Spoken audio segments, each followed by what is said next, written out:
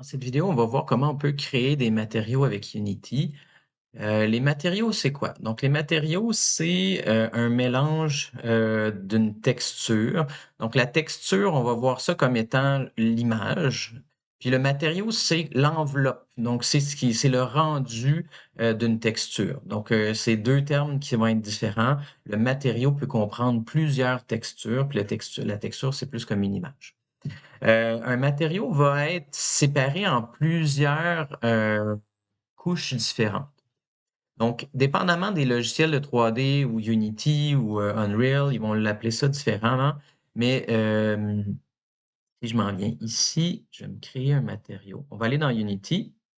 Et là, j'ai un dossier matériaux, Create. Puis là, en haut, on peut faire Material. On va l'appeler test. Donc, vous voyez qu'il y en a plein, là. J'en ai des. Pour chaque objet, j'ai des matériaux différents. Donc, j'ai de l'écorce, j'ai un bateau, j'ai des meubles, j'ai une voiture, etc. Donc, mon matériau test ici, là, on voit qu'il y a plusieurs sections. Donc, dans Unity, on va appeler ça le base map, mais on va appeler ça aussi dans d'autres logiciels le albedo. Donc, c'est la texture de base. Ensuite, cette texture-là, ici, on pourrait mettre juste une couleur ou on peut mettre une image. Donc, on peut remplacer, au lieu d'être procédural, d'avoir une couleur uniforme, on pourrait mettre une image qui va être associée à certaines faces. Ensuite, on va avoir aussi l'aspect métallique. Donc, quand je parle d'une texture, c'est une ligne. Le matériau comprend plusieurs propriétés. La couleur de base, l'aspect réfléchissant ou pas. Donc, je pourrais mettre un aspect très métallique ici, comme du chrome ou un miroir. Ensuite, on va le voir plus tard, la normale. La normale, c'est la manière dont la lumière réfléchit ou est calculée pour donner un aspect de surface surélevée. Donc, c'est simulé. Donc, la normale, par exemple, viendrait donner, ici, les petits cailloux, on a l'impression qu'ils sont un petit peu surélevés sur le sol. C'est parce que la normale, donc indique comment est-ce que pas ça que je veux faire, je sais ici. Comment est-ce que la lumière doit se refléter dans un, elle va rebondir dans un sens ou dans l'autre sur la surface. Je vais revenir sur mon matériau. Le height map, c'est un peu comme la normale, mais plus fort. Donc, ça serait pour essayer de déplacer des pixels par programmation ou avec une image pour vraiment donner un aspect surélevé. L'occlusion, c'est, vous voyez ici, là, imaginons que j'aurais plein de petites textures. Les objets, quand ils sont proches d'un autre objet, il va avoir ce qu'on appelle ici, là, une ombre de contact. Donc, ici, j'ai une ombre de contact. Si j'avais un objet qui était très texturé, je vais essayer d'aller en chercher un pour vous montrer. Prefab. Props, and charity. Donc, vous voyez que ici, j'ai comme une surface, un nombre de contacts, mais c'est quand même difficile à calculer ou complexe à calculer. Par exemple, ici, là, dans cette texture-là, on s'entend que c'est vrai très lisse, il n'y a pas vraiment de texture, mais on peut simuler cette ombre de contact-là en mettant où est-ce qu'elle est ma texture? Matériaux, je reviens ici. Ça va être de l'occlusion. Ça veut dire que ça serait une image qui indiquerait l'endroit où est-ce qu'il faudrait afficher des ondes de contact ou pas, même s'il n'y a pas vraiment d'ondes de contact. C'est pour ajouter du réalisme. Puis le dernier ici, c'est l'émission. Est-ce que mon matériau doit émettre de la lumière? Ça veut dire, est-ce qu'il est lumineux comme une ampoule? OK? Donc, donc, on peut choisir des endroits sur avec une image qui va indiquer que l'image peut être lumineuse ou pas. Donc, première des choses, on pourrait tout faire ça avec des textures manuelles, donc procédurales, où est-ce que j'indique, ben, c'est assez métallique, et là, je peux glisser mon matériau sur mon petit cube, puis mon cube, éventuellement, va refléter la lumière, ici, là, comme, vous voyez, comme si je viens modifier ça, ben, ça va modifier comment l'objet réagit avec son environnement. La normale puis le height, mais normalement, c'est des images, on peut pas juste les modifier directement là, avec un glissoir.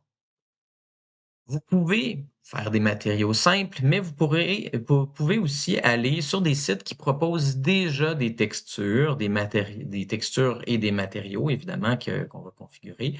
Fait que, par exemple, je pourrais décider de télécharger ces espèces de petits cailloux-là.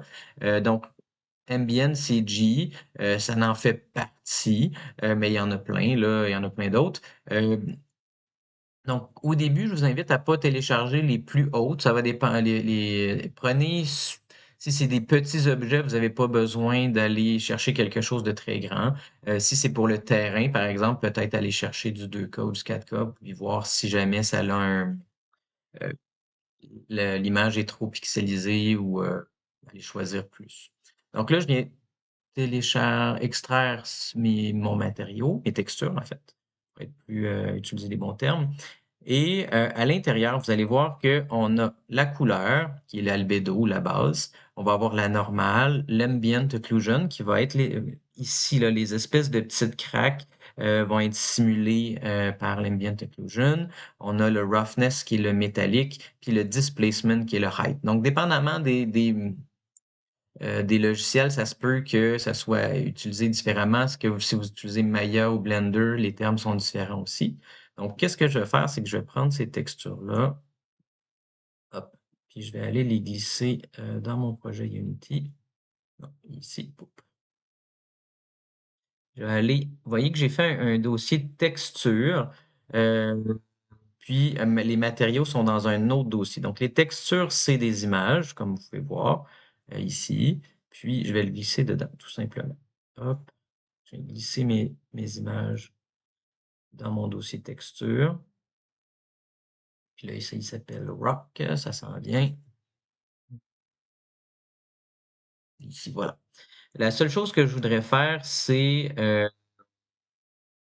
de transformer mon fichier par défaut. Les normales doivent être de type normal pour que Unity les comprenne correctement.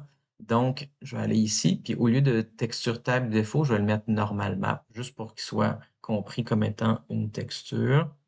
Hop, normal map. Vous remarquerez aussi que avec Ambient CG, il y a deux normales qui ont été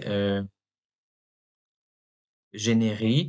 Il y en a une DX puis une GL. C'est deux formats différents, dépendamment des logiciels. Vous remarquerez ici là, la différence. DX, ça donne l'impression qu'il est à l'envers, que la texture est renfoncée au lieu d'être sortie. Donc, c'est la GL qu'on va vouloir avoir, nous, dans notre avec la DX, en fait, vous pourriez vous en débarrasser, vous n'avez pas besoin. Je voulais juste vous la montrer pour pas qu'il y ait de confusion. Donc là, je m'en viens ici, je m'en viens dans mon matériau test, ici. Puis, vous allez simplement glisser les images dans les petits carrés sur la gauche. Donc, par exemple, juste pour pas perdre mon truc, j'aime bien mettre le cadenas ici pour pas que ça perde mon inspecteur. Donc, je vais aller dans Color, je vais mettre ça dans le Base. Ensuite, je vais aller dans Ambient Occlusion, je vais le mettre dans Occlusion. Je vais aller dans oui, normal. Je vais mettre ça avec la normale.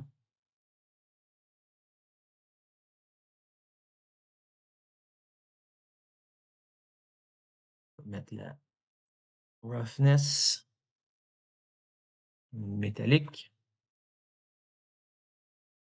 Puis le displacement avec le height map. Fait que là, je vais enlever ma couleur rouge, là, juste pour qu'on voit bien. Puis là, on voit que tout d'un coup, mon petit cube a la texture que j'ai définie, puis c'est une texture qui se répète à l'infini. Puis après, ben là, j'ai joué avec les différents réglages. C'est à vous de voir votre matériau au niveau du smoothness, là, du métallique. Est-ce que il faut que ça soit très luisant ou pas beaucoup? Fait que vous pouvez l'ajuster. Au niveau du height, vous voyez, ça va essayer de faire, euh, de simuler, là, tu sais, comme si les cailloux sortaient ici. Même chose, si, mettons que je mets tout à zéro, là. Euh, L'ambient occlusion, c'est plus subtil. Voit moins sur la caméra, mais ouais, on le voit pas tant sur la caméra. On va le voir dans les endroits qui sont censés être foncés. Ça va simuler les petites craques. La normale, on veut y aller subtil. Le height map, pardon. Puis la normale, si on augmente, mettons si je mets ça à 0.1, ça va donner une texture qui est moins haute, qui est moins présente, tandis que 0.5 ou même 2, ben là, 2, c'est intense. Ça va être un peu trop, là, mais ça va ajuster en fonction du besoin du matériau. Fait à 1 ou même 0.7, tu sais, ça donne un caillou qui est malgré tout un vrai cube. Donc, j'ai juste 6 faces sur mon cube, mais ça donne l'impression qu'il y a une texture qui est rugueuse par-dessus, qui est raboteuse. C'est comme ça qu'on crée des matériaux. Les matériaux, ils peuvent aussi servir à plusieurs choses. Donc, je vais finaliser juste avec un autre exemple. Create Material. Et là, je vais l'appeler ciel. Et là, si je sélectionne, je vais enlever mon petit cadenas ici. Donc, je sélectionne mon ciel. Vous allez voir en haut, on a Shader. Donc, Shader, c'est quoi? C'est le script ou c'est la programmation derrière un matériau, c'est quoi les petites cases, comment on interagit, puis à quoi il sert. Il y a plein de shaders différents. Euh, et pour faire le ciel, donc pour changer le ciel ici, on peut aller dans Skybox. Et là, il y en a plusieurs. Si vous voulez faire comme un dé, là, puis faire vous-même vos images, vous pouvez faire le six-sided. Ou sinon, vous pouvez utiliser procédural. Ça veut dire procédural, ça va être une texture de ciel euh, par programmation ici. Puis on peut indiquer c'est quoi la taille du soleil.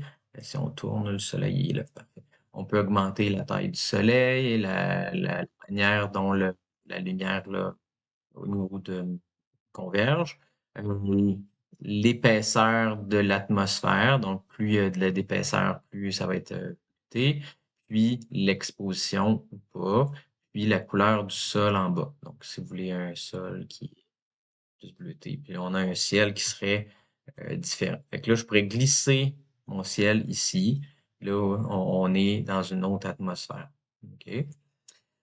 L'autre manière de faire, ça serait d'utiliser, faire un deuxième matériau, Create, Matérial, Ciel 2.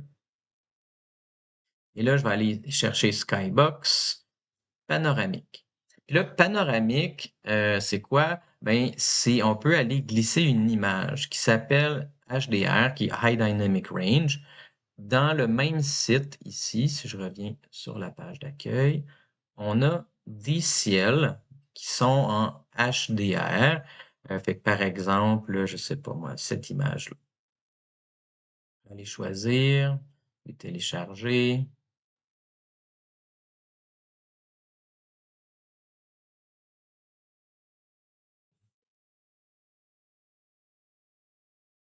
Je vais la glisser dans mes textures. Oups, c'est pas ça que je veux faire. Morning. Le tone map est un petit peu mieux, mais le HDR, c'est celui qui va être le plus utilisé. Ça va dépendre de ce que vous voulez avoir comme image. Puis, après ça, je reviens dans mon matériau de ciel numéro 2. Clic. Puis, morning, morning sky. Et là, tout d'un coup, j'ai mon image qui est ici. Puis, on peut faire la rotation, jouer avec l'exposition, Puis maintenant, cette texture-là, pour ciel 2, je peux la glisser. Et la couleur du ciel va maintenant influencer les réflexions, la lumière, la couleur de la lumière va être influencée par cette image-là. Donc, il y a plusieurs façons de créer des matériaux. Le plus commun, comme j'ai fait tantôt, c'était mon test, c'est d'utiliser celui de base, l'URP lit. Donc, lit, c'est qui peut être réfléchir la lumière, euh, qui peut ou avoir des ombres, en fait. Puis, on met toutes nos images à l'intérieur. Sinon, on va créer des matériaux pour le ciel qui vont être de type skybox. Puis là, il y en a deux à choisir. Donc, panoramique ou procédural. Si on a des images, c'est panoramique. Si vous voulez juste choisir vous-même les couleurs, on va dans le procédural. On va s'arrêter là pour maintenant, puis on va continuer là, avec ProBuilder après.